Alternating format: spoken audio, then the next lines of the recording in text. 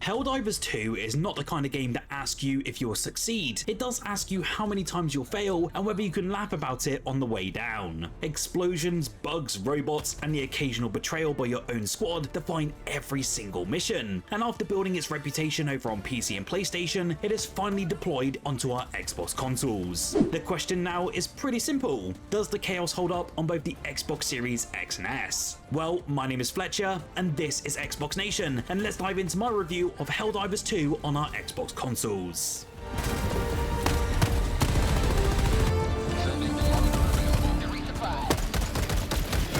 Helldivers 2 has finally landed on Xbox, and honestly, it feels so overdue. For over a year now, players on other platforms have been spreading managed democracy across the galaxy, creating a game that built a cult reputation almost instantly. Xbox players like myself are now stepping into the fight, and what they're getting is one of the most chaotic, hilarious, and strangely satisfying co-op shooters of this generation. At its heart though, Helldivers 2 is about defending Super Earth, a society drenched in propaganda, patriotism that's dialed up to absurd levels, and a government that sends its soldiers to die in the name of freedom. You play as one of those soldiers though, called a Helldiver. You're disposable, replaceable, and eager to drop feet first into war zones on hostile alien planets. If that sounds utterly ridiculous, that's because it truly is, and the game never pretends otherwise. Your journey though starts above the Super Destroyer, your own personal starship that orbits high above the battlefields. This isn't just a menu screen either, it really is a true gaming hub. It's where you'll prepare for your missions, tweak your different loadouts, and then invite your squad mates to join the fight. Here, you'll be able to name your ships something suitably patriotic, browse your different upgrades and requisitions, and also get a sense of the galactic war effort that you're about to contribute to. Customization though is really at the core of the overall experience. Each Helldiver can carry a primary and secondary weapon, ranging from rifles and shotguns to heavier gear that's unlocked over time.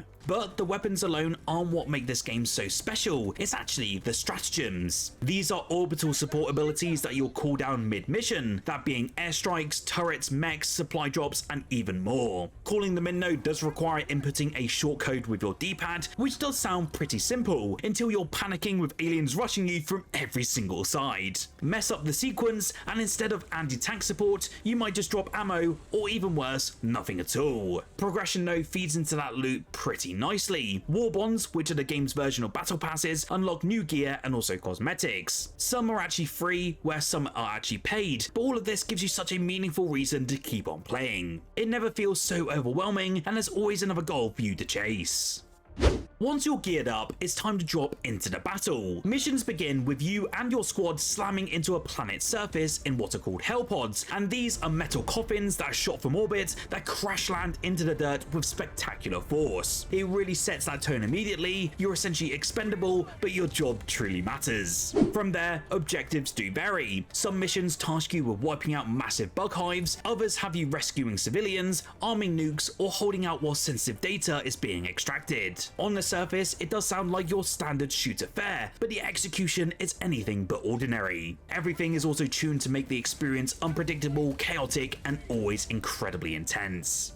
I have to say though, that no matter the objective, every mission ends in extraction. You'll call for your shuttle, then defend the landing zone, and desperately fight to stay alive as the enemy throws everything that they do have at you. These final moments are where Helldivers 2 shines the brightest. Ammo will be running dry, bodies will be piling up, and everyone's yelling as the shuttle descends, and it's a recipe for the most memorable moments that you'll have in this multiplayer game for this year. Sometimes you survive by inches, sprinting into the dropship as the engines fire. Other times you might die right at the finish line, robbed of a victory by a single mistake, but both outcomes feel so bloody unforgettable. Helldivers 2 though works so bloody brilliantly because it really embraces that chaos, not despite it. Death is pretty frequent, mistakes are honestly constant, and your friendly fire is always on. You will die to your squad mates more times than you even think, and they will also die to you as well. This might sound pretty frustrating, but in practice is the game's greatest strength. The unpredictability creates so much blooming comedy. Maybe you'll be crushed by your friend's poorly placed supply drop, or maybe an airstrike goes wide and wipes out your entire squad. These honestly are some of the best moments that people talk about long after the missions end. Success also feels so blooming good, but failure feels absolutely hilarious. The game is so well structured that losing isn't the end of all of that fun. It honestly is part of the entire experience. The sense of humour though extends beyond the battlefield. Everything from the menus is filled with propaganda slogans to the booming orchestral music, and it reminds you that Helldivers 2 isn't a serious war story. It's entirely satire, parody and spectacle all rolled into one fantastic package. So how does this run though on our Xbox hardware? Well, on the Series X you've got two options, a quality mode at 4K and 30 FPS and a performance mode which aims for a more 60 FPS experience. Personally, performance mode is the clear winner here. Shooters just feel better at a higher frame rate, and for the most part it holds pretty steady. Intense battles can drag it though into the low 50s, and the quality mode is noticeably stuttery, so I wouldn't recommend going into this one unless you're desperate for some sharper visuals. On the Series S though, it's a pretty mixed bag. You get 1440p at 30 FPS in the quality mode, or 1080p at 60 FPS in the performance mode. Surprisingly, the performance option holds up incredibly well, even in big fights, and I rarely saw any stutter. The downside though really is the image quality. Textures are incredibly blurry, pop-in is more noticeable, and at times the visuals look pretty flat out rough. It's impressive that the Series S can even keep up performance-wise, but the downgrade in clarity is really hard to ignore. No matter which console you're on though, one tip I give to you is to turn off the anti-aliasing. For some reason it is enabled by default, and it makes textures look pretty muddy and low quality. Definitely switch it off and the game instantly looks so blimmin' sharp.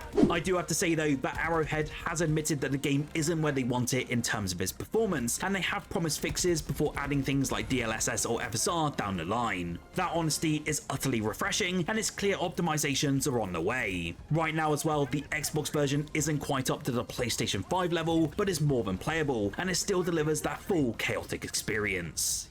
Another reason why Helldivers 2 really does thrive is its great community. Developer Arrowhead has been consistent with its updates, fixing issues, adding content, and even creating large-scale events that involve entire player bases. Major orders, for example, are community-wide objectives that ask players to work together to achieve impossible-sounding goals, like exterminating billions of bugs before the month ends. The Xbox release also caused a surge in players so large that they briefly broke the servers, with concurrent player counts absolutely skyrocketing. Crossplay is enabled right from the start as well, which means that Xbox squads are fighting alongside PlayStation and PC players, and it's so great to see that compatibility. The only missing piece though is cross progression, but even without it, the sheer increase in numbers has made matchmaking so fast and lively. The community itself though has really embraced all of us Xbox players with open arms, and despite some initial clickbait headlines, there's no real rivalry. Everyone just wants more soldiers to defend our Super Earth.